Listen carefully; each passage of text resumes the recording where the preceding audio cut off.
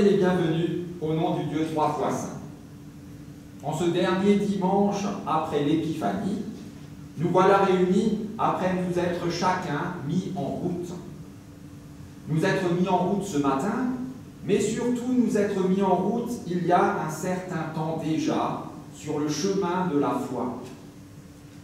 Ce matin, alors que nos corps font halte dans les bancs de cette Église, puisse notre âme et notre esprit aller de l'avant et progresser dans cette foi qui est le moteur de notre quotidien. Puissions-nous découvrir encore un peu plus le visage et le cœur de celui à la suite duquel nous sommes. Entrons ensemble dans la louange et ouvrons nos cœurs à notre Seigneur avec le premier chant. « Ô Seigneur, dans mon cœur, je t'écoute ». Il y a 5 strophes.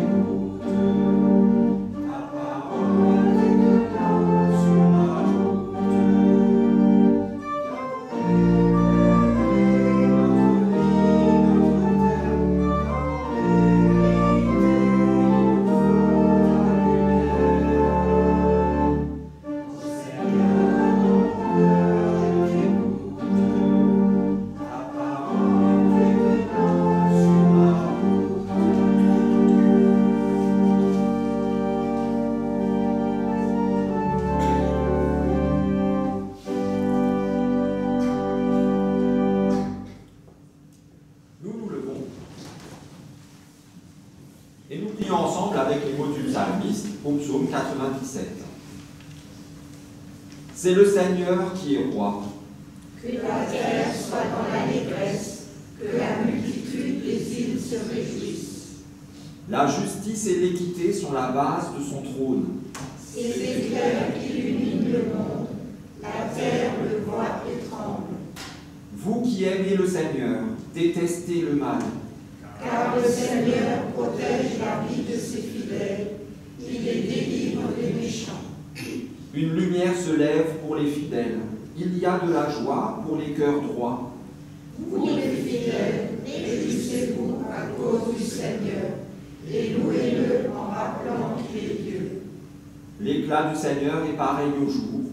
Ses rayons jaillissent de ses mains, ses actes se cachent sa force. Chantons gloire au Dieu trois fois saint, et Erzai et Vater. Amen.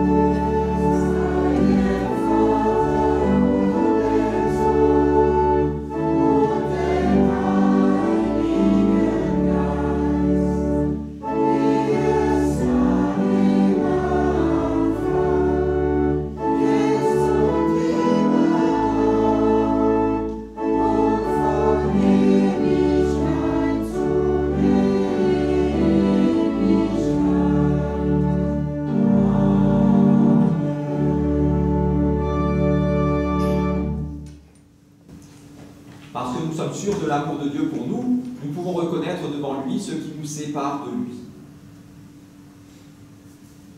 Seigneur Dieu, si souvent nous sommes en lutte pour donner la bonne orientation à notre vie, pour donner sens à ce que nous vivons. En chemin, nous nous examinons, en nous demandant ce qui dans notre vie est bien et ce qui est mal. Rapidement, l'hésitation et le doute nous assaillent. Rapidement, l'adversité fait fondre notre énergie et nos forces. Tremblants, nous avons du mal à trancher, à prendre une décision, à te faire confiance, par peur de nous tromper. Seigneur Dieu, toi qui es le chemin, la vérité et la vie, prends sur toi nos faux pas, accueille nos errances, endosse nos frilosités. Décharge-nous de ce poids trop lourd pour nos épaules et soulage notre marche vers ton royaume. Rétablis notre confiance et apaise nos cœurs, que nous puissions tendre vers le tien qui nous espère tant. Seigneur Dieu, nous t'en prions, viens et prends pitié. Erbarme dich.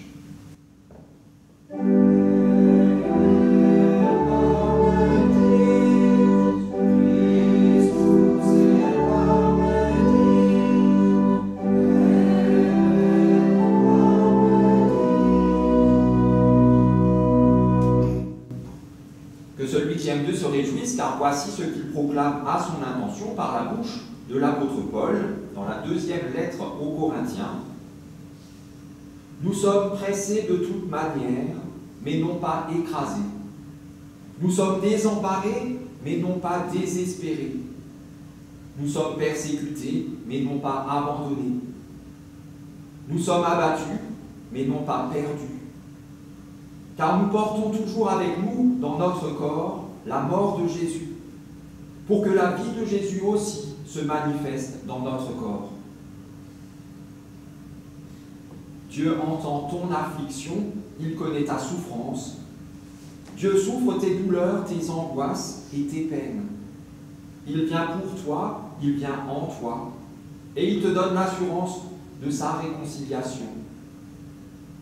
Pour cette grâce merveilleuse, chantons-lui notre reconnaissance, exaltons le Seigneur, Ehre sei Gott in der Höhe.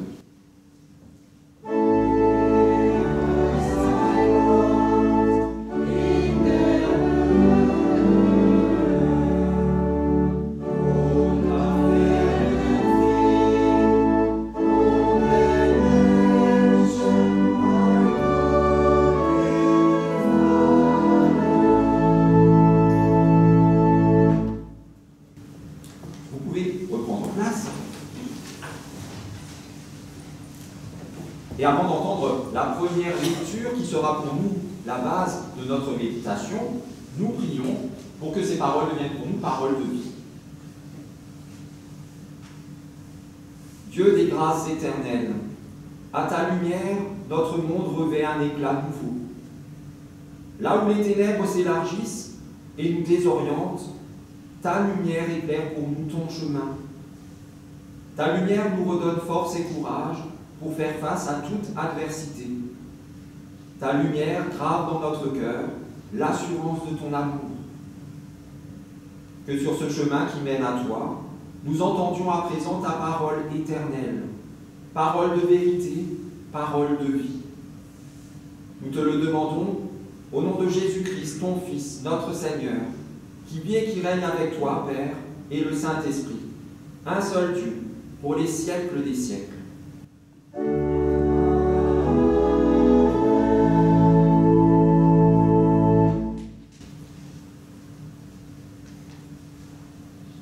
Il sera dans la deuxième lecture à nouveau question de ce personnage qui est très connu. Et là, nous entendons ce qui lui arrive dans le livre de l'Exode au chapitre 3, des extraits du début de ce chapitre. Moïse faisait paître le petit bétail de Jéthro, son beau-père, qui était prêtre de Madian. Il mena le troupeau au-delà du désert et arriva à la montagne de Dieu, à l'Horeb. le messager du Seigneur lui apparut dans un feu flamboyant, du milieu d'un buisson. Moïse vit que le buisson était en feu, mais que le buisson ne se consumait pas. Moïse dit, « Je vais faire un détour pour voir ce phénomène extraordinaire, pour voir pourquoi le buisson ne brûle pas. » Le Seigneur vit qu'il faisait un détour pour voir. Alors Dieu l'appela du milieu du buisson. « Moïse, Moïse !» Il répondit, « Je suis là. » Dieu dit, « N'approche pas d'ici. Ôte tes sandales de tes pieds, car le lieu où tu te tiens est une terre sacrée. » Il ajouta, « Je suis le Dieu de ton père, le Dieu d'Abraham, le Dieu d'Isaac et le Dieu de Jacob. » Moïse se détourna car il avait peur de diriger ses regards vers Dieu. Le Seigneur dit, « J'ai bien vu l'affliction de mon peuple qui est en Égypte, et j'ai entendu les cris que lui font pousser ses tyrans. Je connais ses douleurs. Je suis descendu pour le délivrer de la main des Égyptiens. Maintenant, va, je t'envoie auprès du Pharaon. Fais sortir d'Égypte mon peuple, les Israélites. » Moïse dit à Dieu, « Supposons que j'aille vers les Israélites et que je leur dise, « Le Dieu de vos pères m'a envoyé vers vous. » Mais s'ils me demandent quel est son nom, que leur répondrai-je? Dieu dit à Moïse, « Je serai qui je serai, je suis qui je suis. » Et il ajouta, « C'est ainsi que tu répondras aux Israélites. Je serai, m'a envoyé vers vous. »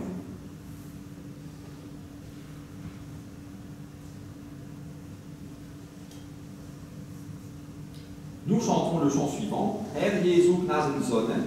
Il y a 4 strophes.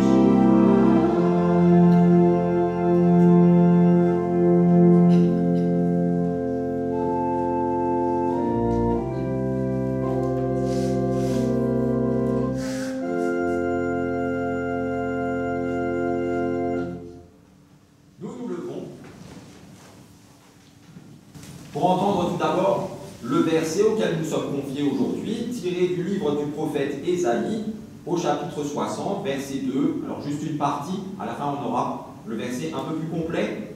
« Sur toi le Seigneur se lève, sur toi sa gloire va paraître. » Acclamons l'Évangile en chantant « Alléluia ».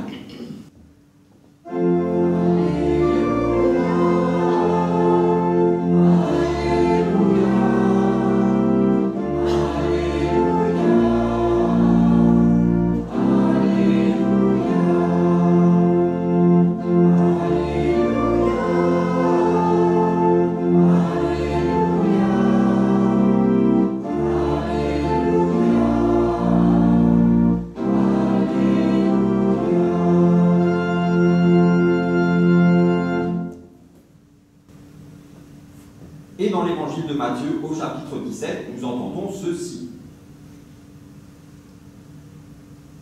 6 jours après, Jésus prit avec lui Pierre, Jacques et Jean, frères de Jacques, et les conduisit sur une haute montagne où ils se trouvèrent seuls. Jésus changea d'aspect devant leurs yeux. Son visage se mit à briller comme le soleil et ses vêtements devinrent blancs comme la lumière. Soudain, les 3 disciples virent Moïse et Élie qui parlaient avec Jésus. Pierre dit alors à Jésus, « Seigneur, il est bon que nous soyons ici. Si tu le veux, je vais dresser ici 3 tentes, une pour toi, une pour Moïse et une pour Élie. » Pierre parlait encore lorsqu'un nuage brillant vint les couvrir, et du nuage une voix se fit entendre. « Celui-ci est mon fils bien-aimé, en qui je mets toute ma joie, écoutez-le. » Quand les disciples entendirent cette voix, ils eurent tellement peur qu'ils se jetèrent le visage contre terre. Jésus s'approcha d'eux, les toucha et dit, « Relevez-vous, n'ayez pas peur. » Ils levèrent alors les yeux et ne virent personne d'autre que Jésus. Tandis qu'ils descendaient de la montagne, Jésus leur fit cette recommandation: ne parlez à personne de cette vision, jusqu'à ce que le Fils de l'homme revienne d'entre les morts. Seigneur, ta parole est la vérité. Enseigne-nous à marcher selon ta vérité. L'aube à dire au Christ.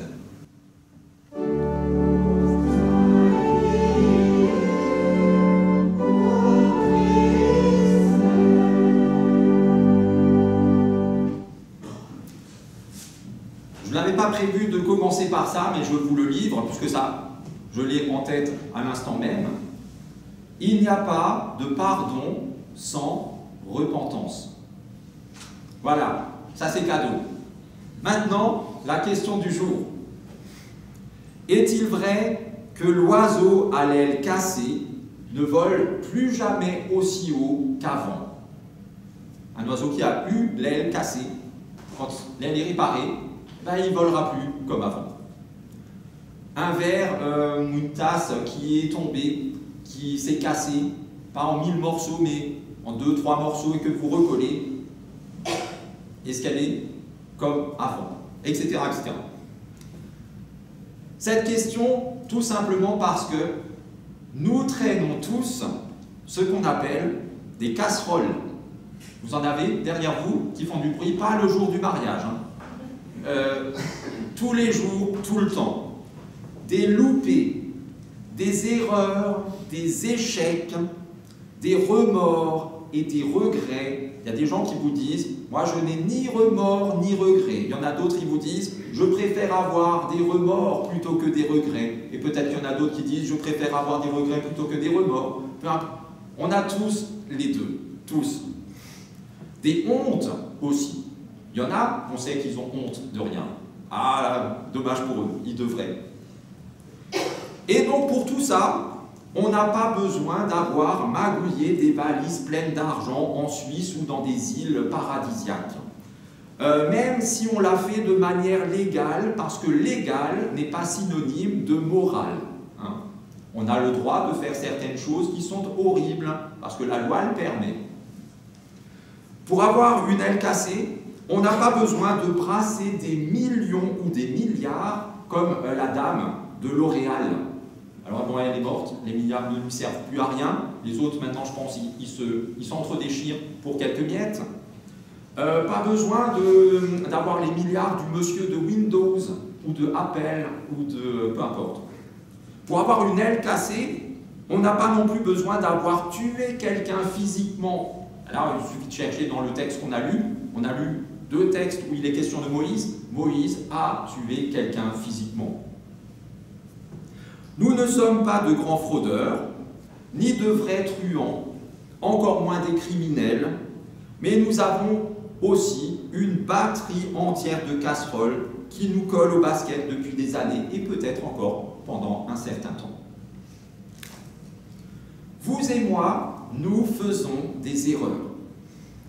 Des choses pas jolies, pour le dire joliment. Vous et moi, nous nous trompons, parfois même gravement. Vous et moi, nous décevons les autres, des amis, un membre de la famille, notre conjoint, les camarades de la paroisse, quelqu'un qui comptait sur nous et qui nous faisait confiance. Vous et moi, nous avons fait des choix qui étaient mauvais, qui ont marqué notre vie et celle d'autres personnes, depuis nos proches jusqu'à même des inconnus. Peut-être un jour, avons-nous roulé un tout petit peu trop vite, ou bu un tout petit verre de trop, et depuis, quelqu'un, peut-être nous, ou quelqu'un d'autre, est en fauteuil roulant. Peut-être. Peut-être pas ici, mais ça existe partout. Peut-être n'avons-nous pas respecté les règles ou les horaires convenus, et depuis, nous sommes au chômage. Peut-être pas ici. Vous êtes tous retraités? Bon. Peut-être avons-nous eu des mots ou des gestes violents envers notre conjoint, notre enfant, un voisin, et depuis, la relation qu'on a à eux n'est plus du tout la même. Elle ne le sera plus jamais. Alors, je vais prendre en exemple celui que je connais le mieux ici. Je n'ai pas besoin de chercher trop loin pour trouver dans ma vie de nombreuses choses dont je ne suis pas fier. Des choses même que je regrette amèrement. Tellement de casseroles que ce n'est pas un restaurant que je pourrais ouvrir, mais une chaîne de restaurants. Et pas un McDo, hein, là où il faut vraiment cuisiner. Dans la première lecture du jour, nous avons entendu comment Dieu s'est révélé à Moïse et comment il lui a confié une mission d'importance capitale. Sauve mon peuple. Moïse est un des grands personnages de la Bible. Tout le monde le connaît, même sans jamais avoir lu la Bible. Sans doute, c'est même le plus grand personnage de l'Ancien Testament, pas seulement pour nous, pour les Juifs aussi. Et pourtant, Moïse, on l'a déjà dit, est un meurtrier. Il se retrouve dans ce désert parce que 40 ans plus tôt, il a tué un Égyptien. Il était impulsif et colérique. Quelle belle qualité pour un leader qui va sauver un peuple. Il manquait de courage. Il tue quelqu'un, il risque peut-être d'être réprimandé, alors même s'il risquait de mourir, il a quand même fait une bêtise, ben il s'enfuit. Il fuit, il laisse ses responsabilités derrière lui, il fait comme s'il tournait la page de cette façon, tourner le dos au problème et partir loin en pensant les laisser là-bas, ça va marcher. Jusqu'à ce buisson ardent, lorsque Moïse était âgé de 80 ans. Il n'est jamais trop tard pour apprendre. 80 ans, voilà, là il va prendre des leçons pendant 40 ans encore. À la lumière de ces deux caractéristiques de Moïse, ses nombreuses erreurs et son âge avancé, dans ce texte, j'ai envie de souligner 3 choses surprenantes qui sont autant de bonnes nouvelles pour nous aujourd'hui. Alors la première de ces bonnes nouvelles, c'est que Dieu choisit qui il veut. On oublie toujours que Dieu est Dieu. Nous, on a des plans qui sont tellement meilleurs que les siens. Voilà, on voudrait, voilà, si tu fais ça comme ça, comme ça, comme ça va être génial. Mais en fait, Dieu, il fait ce qu'il veut et il choisit qui il veut. Et bien souvent, ce sont ceux auxquels nous n'aurions jamais pensé. Ou même si on y avait pensé, ceux qu'on n'aurait jamais choisis. Les choix de Dieu sont souvent tellement incompréhensibles, illogiques, que les élus eux-mêmes ne comprennent pas ce choix. Pourquoi m'a-t-il choisi moi? C'est pas possible. Moïse le dira, Jérémie le dira, etc., etc. Ils ont tous de bonnes raisons de penser que Dieu ne peut pas les choisir, même si ce n'est pas des criminels, tous. Moïse, on l'a dit, les apôtres, on a entendu parler de 3, Pierre et compagnie. Est-ce que vous les auriez choisis à la place de Jésus? Tous, comme on dit souvent, des bras cassés. On parlait tout à l'heure d'ailes cassées. Eux, ils avaient les 2 bras et les 2 jambes minimum de cassés quand ils ont été choisis. Matthieu était traître à la nation. Un très mauvais juif. Il travaillait pour l'ennemi, pour celui qui occupait le pays. Jacques et son frère, eux, s'ils avaient pu, ils auraient fait tomber la foudre à tour de bras sur tous ceux qui n'étaient pas d'accord avec eux. Heureusement, ils ne pouvaient pas. Pierre, la pierre sur laquelle repose l'Église, a priori, il a eu cette belle confession, tu es le Christ. Et quelques heures plus tard, il renie 3 fois Jésus. On connaît. Judas, qui vend son maître pour 30 pièces. Paul, il était le pire de tous les persécuteurs de cette jeune église chrétienne. Il le dit lui-même, il l'avoue. Pas de pardon sans repentance, vous vous souvenez? Pourtant, chacun d'entre eux a été choisi par Dieu, comme l'a été Moïse, envers et contre toute logique humaine. C'est une bonne nouvelle pour nous. Enfin, ça dépend. Il n'y a pas un champion de Dieu qui ne soit parfaitement humain, c'est-à-dire imparfait et faillible, soumis à l'erreur et au regret qui s'ensuit, faible dans l'épreuve et justement, pour toutes ces raisons, secouru par celui qui est tout-puissant. De la même façon, Dieu nous choisit. Aujourd'hui, chacun d'entre nous, malgré nos erreurs, malgré ces choses qui nous pèsent et dont nous ne sommes pas fiers, malgré toutes nos casseroles personnelles que nous souhaiterions laisser loin derrière nous pour ne plus jamais y penser, comme si elles n'avaient jamais existé. Alors une deuxième bonne nouvelle, toujours tirée de ce texte, c'est que la première personne qui bénéficie des bienfaits de l'élection, du choix de Dieu, c'est l'élu lui-même, celui qui est choisi. Dieu choisit ses élus, non pas parce qu'ils sont aptes à accomplir la mission qu'il leur confie, mais dans le but de les en rendre capables en les transformant. On n'aime pas la transformation, on aime bien l'accueil. Accueil inconditionnel, viens comme tu es. McDo aussi dit ça. Viens comme tu es et sois à l'aise, sois heureux. Un processus de transformation qui prend toujours du temps. Pour Moïse, 120 ans. Là, on n'en est qu'aux 2/3 de son cheminement. Et qui consiste dans le recouvrement de notre véritable identité. Moïse a 80 ans lorsque Dieu se révèle à lui dans le désert, dans ce buisson. Il vient de passer 40 ans à prendre soin d'un troupeau de brebis qui n'est même pas à lui. Il travaille pour son beau-père. Il travaille dans le désert. Quel bel endroit pour élever des moutons au milieu des rochers et du sable. Loin du luxe, loin de la belle vie de ses 40 premières années, en tant que prince d'Égypte, il a connu les fastes de la cour de Pharaon pendant au moins 35 ans. Mais sans cette école de la vie, dans le désert pendant 40 ans, Moïse n'aurait sans doute pas répondu à Dieu qui l'appelle par son nom. Moïse, Moïse. Oui, c'est moi, Moïse. Je ne suis pas juste le criminel, je ne suis pas juste le berger derrière ses moutons, je ne suis pas juste le gendre de Jéthro. Ce n'est qu'à ce moment-là, après 40 ans de désert, que Moïse est à nouveau prêt à être qui il est. Et c'est Dieu qui lui rend son identité. Tu es effectivement Moïse, celui que j'ai fait échapper à la mort dans un panier placé sur l'eau. Ça, on connaît tous cette histoire.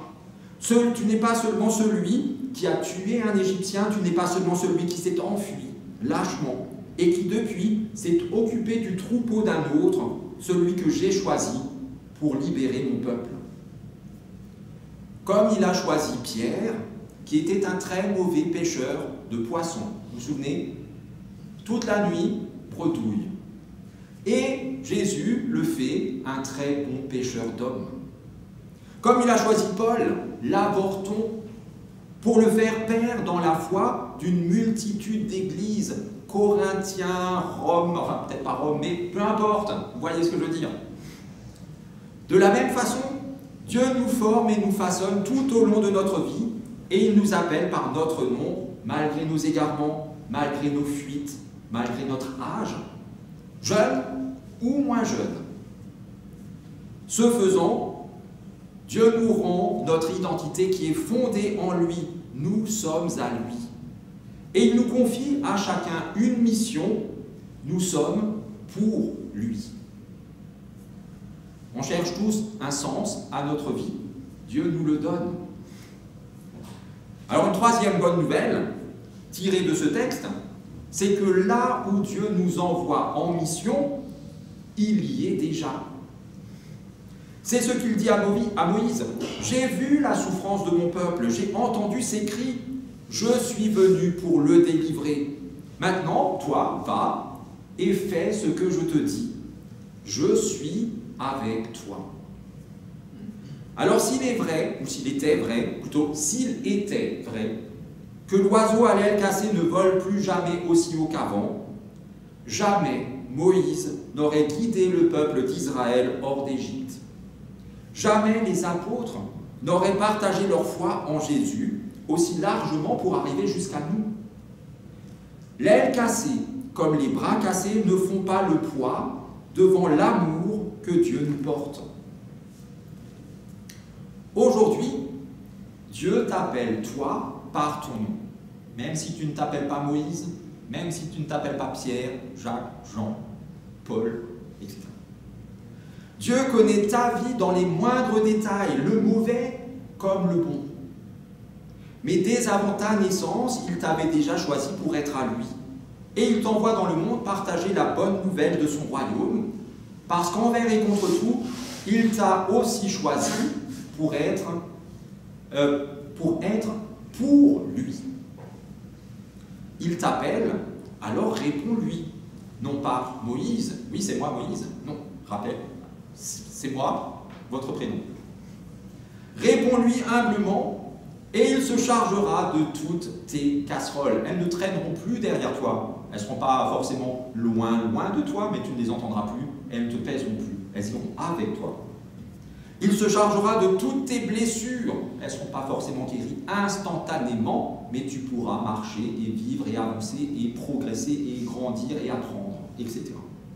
De toutes tes fractures, de toutes tes cassures, et il te donnera ses propres ailes pour voler plus haut que jamais. Amen.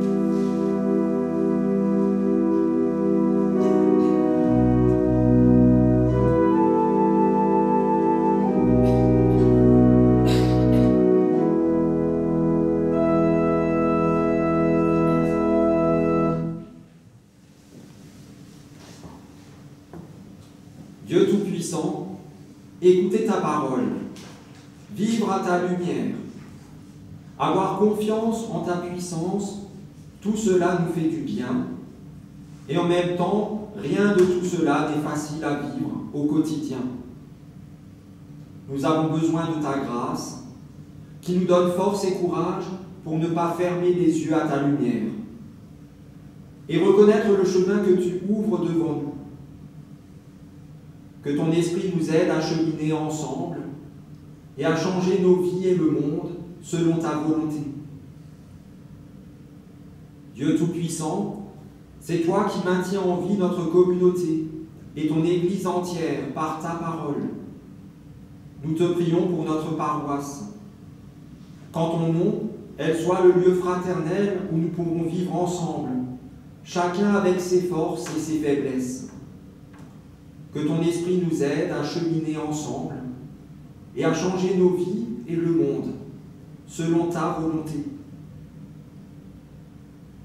Dieu Tout-Puissant, nous te prions pour ceux qui subissent la violence d'autrui, celle qui sévit au sein des couples, des familles, dans nos villages ou ailleurs, celle qui ravage des pays entiers par la guerre, celle qui chasse des populations entières loin de chez elles.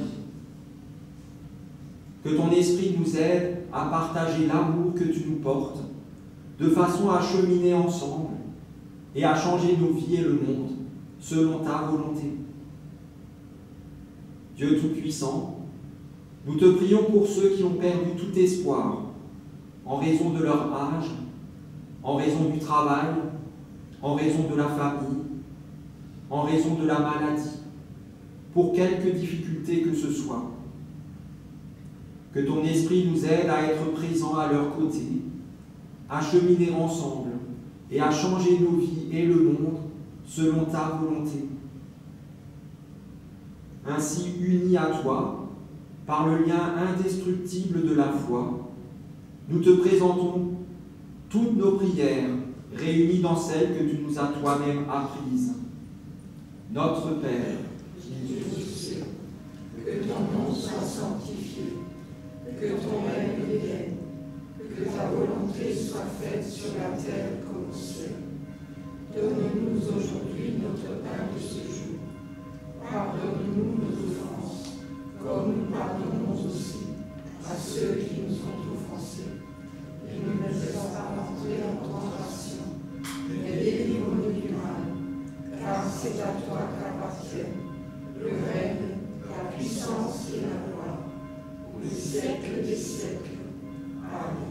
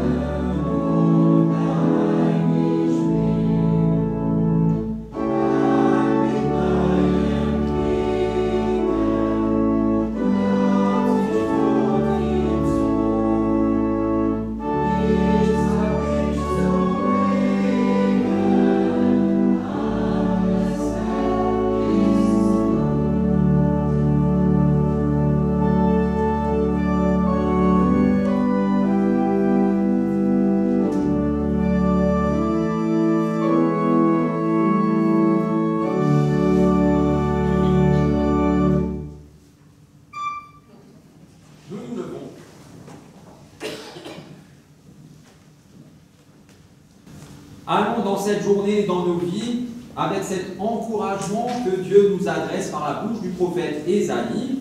C'est le verset du jour, mais un peu plus large. Lorsque Dieu dit ceci, « Oui, l'obscurité couvre la terre et la nuit enveloppe les peuples. Mais toi, le Seigneur t'éclaire comme le soleil qui se lève. Au-dessus de toi apparaît sa présence lumineuse.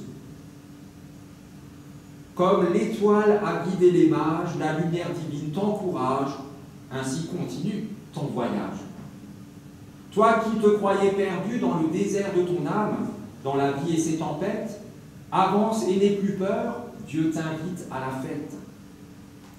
Dans le visage du Christ, illuminé de gloire et d'infinie tendresse, Dieu se tourne vers toi au fond de ta détresse. Auprès de lui, tu es le bienvenu, toi qui es son enfant, adoré de tout temps. Plus jamais tu ne seras seul, livré à toi-même, c'est ce que te promet le Dieu qui t'aime et te bénit. Alors sois béni, tu es béni. Amen.